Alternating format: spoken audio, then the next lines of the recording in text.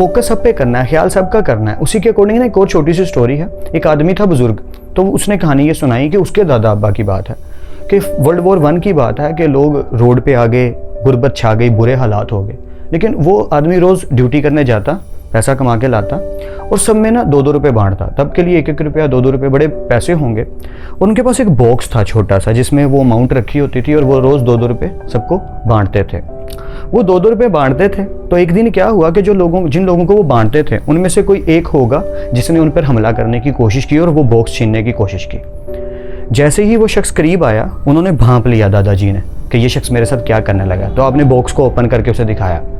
उन्होंने जब box open किया तो उसमें कुछ रुपए थे और साथ एक गन रखी हुई थी, या एक गन थी, और वो शख्स डर के पीछे होके बैठ गया।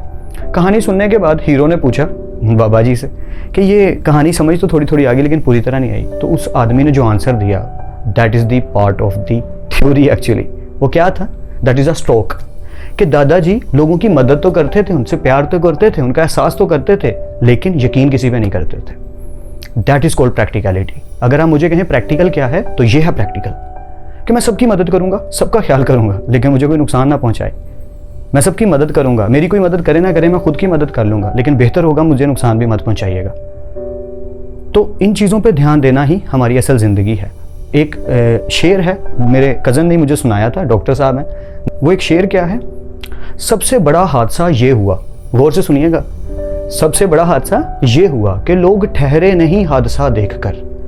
या दिल को लग गया यार, क्या कि लोग ठहरे ही नहीं हादसा देखकर। ये है बेहिस होना, ये कोई प्रैक्टिकलिटी नहीं है, ये बेहिसी है।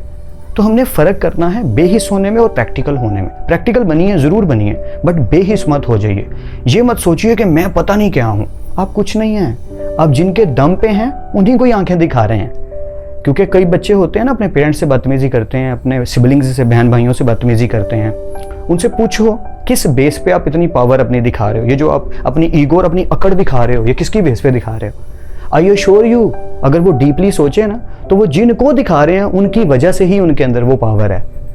अगर कोई स्टूडेंट या कोई बच्चा बाहर लड़ पड़ता है, झगड़ा कर लेता है किसी से, तो कहता है कि मैं तुम्हें पता नहीं क्या कर दूंगा।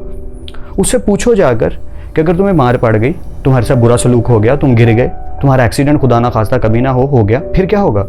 तो वो कहेगा हाँ मेरे पीछे एक पावर है, मेरे पेरेंट्स, मेरे बहन भाई, मेरी सिबलिंग, मेरे रिलेटिव्स, मेरे फ्रेंड्स, वो मुझे आके बचा लेंगे। वही बैक पावर की बेस पे आपका कॉन्फिडेंस इतना ऊपर गया हुआ है, और उसी कॉन्फिडेंस के अंदर आप दूसरों को दुख पहुंचा रहे हो। किन दूसरों को? उन्हीं सब को जिनकी वजह से वो कॉन्फिडेंस ऊपर गया हुआ है। इस बात पे ध्यान देना ज़रूरी है। जो आपके प्योर फ्रेंड्स हैं उनका ख्याल करो, उनकी कदर करो। उन लोगों की तरह नहीं होना हमने कि यार कामयाबी आई तो वो जो उर्दू की मिसाल है कि आंखें माथे पे रख ली, हमने वैसा नहीं होना। हमने इस बात का ख्याल करना है कि कोई पुराना दोस्त मिल गया, उसने हमसे बात करने की कोशिश की, तो हम पता नहीं अब क्या बन चुके हैं, तब हम पता नहीं क्या थे, और वो हमारे साथ डिसरिस्पेक्ट करेगा। क्यों करेगा यार? आप रिस्पेक्ट दो, आई एश्योर यू रिवर्स में आपको रिस्पेक्ट ही मिलेगी।